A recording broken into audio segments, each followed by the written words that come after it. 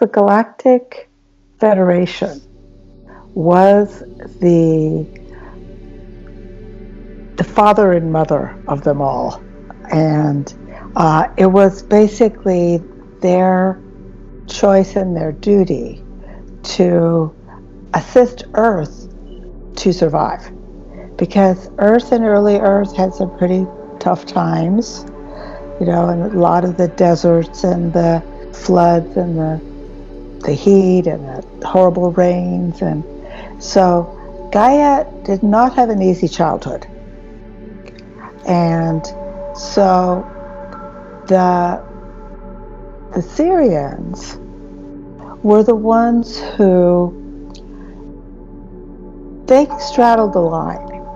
They saw that the humans were important because they would be the beings that could keep the Earth healthy, and so that Earth would not explode or have big problems like other smaller planets had done, because Earth isn't that big of a planet compared to all the rest. The Syrians have some very early roots to the Earth, and they also have a lot to do with our genetics too, and the genetics of the Earth. They have a very science-y kind of feel to them, and a lot of what you were talking about how they kind of straddle that line. It's almost similar to the Antarians in that they aren't necessarily here to help us with our consciousness in the same way as the Pleiadians are, or the Arcturians are, for example. They have a role that I personally don't know has been expanded on too much. Maybe that's something that will be revealed more in Earth's time as she continues to evolve. Yes, well, let me see what the Arcturians say about that evolution. Well, the darkest night is just before dawn. And in order for a being, and in this case it's a planetary being, in order for a planetary being to create a new dawning, they have to go into that which is their darkness and heal that darkness. Because as long as there is an ongoing darkness, and the darkness is, they call it the darkness because it hides. It's not like, okay, I'm starting World War III and we're going to go kill all those people. Okay, but that's all out there. But then there's the dark ones, and they just whisper, hey, really, you would like to take that over, wouldn't you? Wouldn't you like to have all that money? Wouldn't you like to have all that power? And so that's a real enemy, because you don't see it, you don't feel it, but it's just a thought that comes into your mind. And humans they're dark and light. They're of the darkness and they're of the light at the same time. And so in order for humans to go into their higher expression of self, they have to be in control of their darkness and of their light. Because if they're not in control of their darkness, World War II, World War I, world wars, all of those things happen. And if they don't recognize their light, they might use it against instead of for. And it's really important that that light is only used for others, for the planet, for the good, for the caring, for the loving. Because if it's used for anything that's not within that list, then they won't be able to stay at that frequency of reality. And there are these different frequencies of reality. And humans don't see that. There's no machines. There's no way that any humans can see, I'm in the first frequency of reality. I'm in the second frequency of reality, And this is bringing up the fall of Atlantis. Let's talk about that fall of Atlantis, because, that was not planned. It was just a, oops, how did we get there? And those oopses can happen pretty quick. Yes, this Atlantis theme has been resurfacing a lot. Actually, in the past 2 videos, it's come up, and I think the intentionality of that is really crucial in this time, because as we're moving into these different frequencies of reality, like what you were saying, it causes us to do some deeper reflection, not just on our story, but on the greater story of Gaia, on the greater story of the whole. And so we're tapping into these collective rememberings, these collective energies that are not just mental, although that does exist, but they are just energy. They just are. And these are memories of how interconnected we were, but then we experienced that great deal of separation, of that darkness. And it's taken quite a while for us to get to this state of consciousness collectively that we're in now. And if it weren't for that fall of Atlantis, if it weren't for that component in Gaia's story, our evolutionary story would be so different. Our experiences now would be so different. And this is really a return, not just of humanity, but of Gaia. This is a real return of the Earth. And we play a role of service in that, which we were supposed to do in Atlantis, but obviously that did not go as it was supposed to. Yeah. They got pulled into the darkness, and that darkest night comes just before dawn, and you can't get to the dawn if you don't have the courage to go through the darkness. And so, and all of this, these are on planetary time planes, so it's like, thousands of years for each phase. I'm feeling that those phases are going a little faster now. Have you felt that too? Things are just kind of like zipping up a little faster. That faster has to do with this virus. Everybody has to face their fear. Everybody has to face, what if I died? What if I couldn't do anything? Where am I? Because this is the darkest night just before dawn. It isn't something that just happens to the planet. It happens to the humans, to the animals, to the sky, to the water, to everything, because it is all one. And the Galactics cannot land until the humans have come to this place that they can feel, live within, remember, be of the one.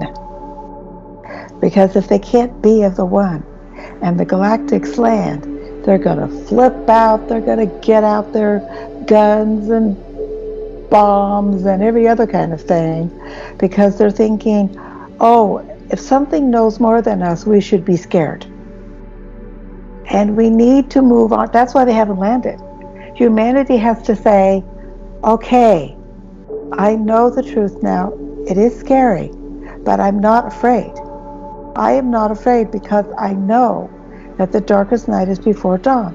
And if we aren't able and willing to walk through that dark night, we will not get to the dawn. This awareness component is one of the most crucial elements to raising our frequency and to allowing those landings to occur. Because once you're aware of, okay, there is more out there, and like you were saying, there are other beings out there that do know more than we do. Okay, so what do you do now that you have that awareness of that deeper truth? This is a part of that next step of initiation. Like that awareness and initiation go hand in hand. And so the actions that you do moving forward with your awareness is going to depend not just on you, but on the greater whole. And so that's when we see those elements of the simultaneous releasing and expanding and letting go and receiving it. Yes. And that part is really difficult. It's really difficult because it encompasses huge change. Because we have to let go of our third dimensional power over. Because the Galactics will not land until we get past this power over thing. Because they know that if they land and the humans are still doing power over, they're going to think that anyone that's more than them is wanting to have power over them. Because if they had power, they'd have it over people too. And so they're going to get out their guns and their this and their that and their others, and that's just going to destroy the planet. That's the last thing that the Galactics want. And who knows how long it will take for humanity to let go of that need to have power over. We can't deny the darkest night, because then we just get used to it. And then you start getting really victim-y. And the victim is the last thing you want to be.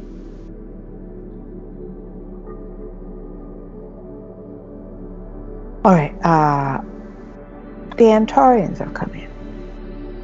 Now, the Antarians are like the warrior group. Remember the fall of Atlantis? The Antarians were the ones that stayed on the planet, knowing that it was all going to go down. Everyone knew that. But they stayed. They were totally, totally courageous. They were thinking more about how they could help all of their friends and family and not worry about themselves. There was something bigger that needed to be done. In fact, there was two groups that stayed. They made like a double circle. And the outside circle was all the priests, the Baal, the priests, and all of that. And on the inside of that circle was all the priestesses. They began to sing. And while all the people were in line, getting ready to get on the ship to leave, they knew they were never going to leave. They knew they were going down with a drink. But they didn't care. Because they knew that their singing and their love force and the energy field that they were putting out, it changed the energy field of it. And then it assisted Gaia to stay there, to not harm herself, because she saw the bravery of the beings. And it wasn't just the humans, the animals and the birds and all the creatures. They stayed in love. They stayed there. There were people that left, but most of the people that left were because they had a calling. They knew that they had a part going to the new world. And that was part of what their destiny was. I remember the pyramids. I remember coming in, probably on a starship or something, because I was coming in and the pyramids were down there, and going to the pyramids. And I think they just bilocated us into the pyramid or close by the pyramid. I don't remember any kind of landing, or I don't remember the ship at all. But I do remember going into the pyramids, and there's all these trails. And they went down and down and around and took you more and more into the core of the earth. And then we even got to this place where we had this vision, illusion, reality, who knows what, of being in the core of Gaia. And within that core of Gaia, 3 huge flames in the middle. And I think they kind of changed with colors. And that was a very sacred thing. So people would go before the threefold flame and seek understanding and knowing whenever they came into a part of their life that was confusing to them. I also could remember Venus. And the reason why I loved Venus so much, because it was so filled with love. And so it's almost like we had to leave the thing, and then we had to go to the core of the planet, and then our reward, so we get a vacation on Venus. Because Venus is just so wonderful. It's just a wonderful, wonderful place. It's all the beautiful things that you think that it might be. And a lot of the colors are reversed. Sometimes the sky is green and the grass is blue. And, a lot of things are really different, but at the same time, they're very much the same. So that juxtaposition of different and same is what pushes our brain to awaken more, to use more than, most people, or a lot of people, use like 10% of their brain power. That's a lot of wasted brain power. And the Galactics I think the Galactics have come to us to remind us that we do have that power. But, we were hanging out with so many humans, we forgot. Yeah, so your turn. I've been talking a lot. You talk now.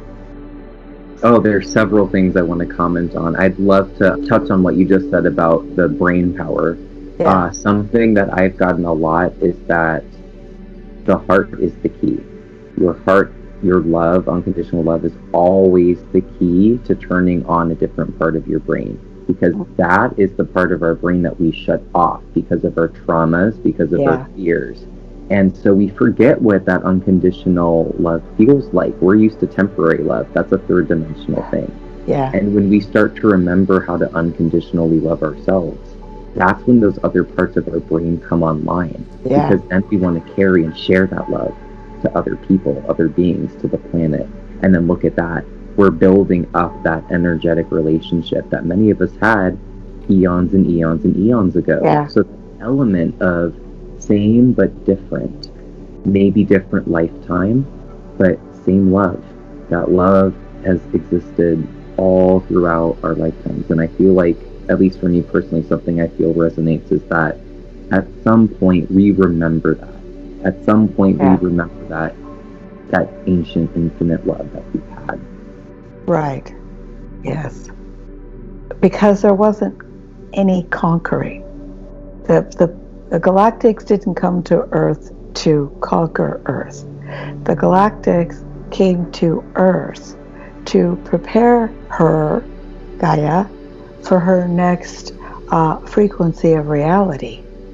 So humans have got to go through all these phases of how much of their true self are they able to turn on. It's like everybody's got that ability. In that higher frequency, I think the places where we're broken, we can be loved, cuddled and relaxed with, and say, okay, yes, so that was tough, that is tough, but it's okay. It's okay. It's so funny to hear other people's stories and perspectives on what they remember, because it kind of opens up something in yourself too. Absolutely. Because when you're talking to somebody about it and you're sharing it, it makes it feel safe, because you're not alone with it. Because, this is big information. Big information. So a lot of people would go, oh, that person is crazy, and where do they get that, and blah, blah, blah. But that's okay, because that's their choice. They've chosen that choice, that there's fear everywhere. Because, there is fear everywhere. You just look everywhere, there's fear. And, it's like, what frequency do we want to walk through? Do we want to walk through the frequency of love? Or do we want to walk through the frequency of fear?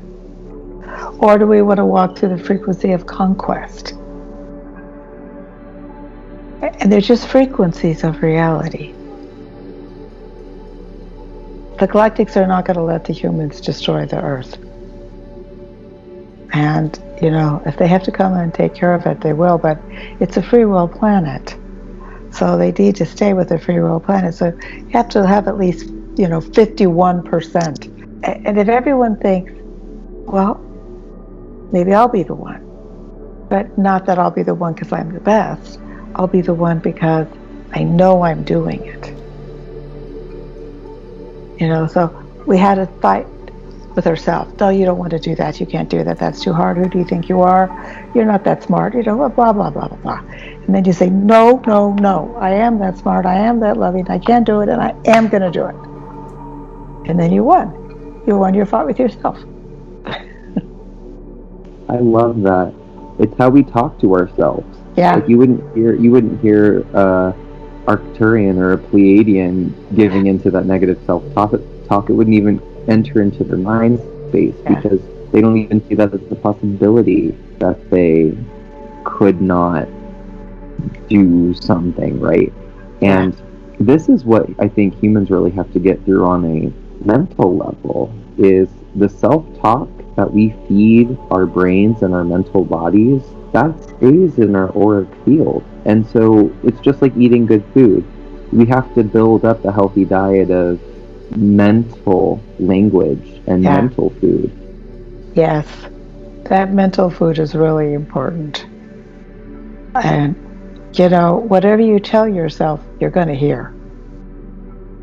So do you really want to tell yourself that? When you speak of something happening, it can make a big difference individually, and just think of 51% of the people on the planet were able to have that love and light, and to know that there are galactic beings, and that the only reason why the galactic beings aren't on the Earth now is because the Earth isn't ready. Because they've checked it out and they know that, over 50% are going to scream and cry and shoot their gums and flip out and think it's the end of the world. So the humans aren't ready yet. Let's think about it. After the year that we have all just had, can you imagine all of a sudden 50 starships just appear in the sky? That would, I think, mentally break people that aren't ready or prepared for that. I think that would actually cause them psychological damage. Yeah. And I think that they really have to, the Galactics really had to take that into a big consideration, because like you were saying, Sue, okay, you see this, what are you going to do about it? Some people, that would just kind of turn off their brains. And so when we build up an environment of, okay, let's normalize this a little bit more. Let's normalize this idea. Just even this creative thought that there could be more out there. Then we're starting to make a little bit more progress. And I think we really are making some now. Yeah. I mean, I remember back in the early 80s when the Arcturians came to me and said, you got to tell people what's going on here. Make a website. I didn't know what a website was. What's a website? But they showed me what a website was, so there was a website. What do you know? And I totally didn't have a clue at all. But I had been able to talk to unseen beings for a long time, and I usually paid attention. And so that's all you have to do. Just, to get this information. I'm speaking to those of you that want to know, well, I want some of that information. Okay, good. It's easy to get. You just believe that it's your destiny, that you chose to take an Earth vessel during this very pivotal now to assist with the transmutation of planet Earth into a higher frequency of reality. Now, transformation means it changes. Transmutation means it changes into a higher frequency. We, the Antarians, are here now within your heart and mind. We are higher dimensional beings that resonate to the fifth dimension and beyond. So your third dimensional eyes and even your fourth dimensional imagination may not be able to see us, but your multidimensional self, which is the combination of all the parts of yourself that you are, can feel that we are here for you.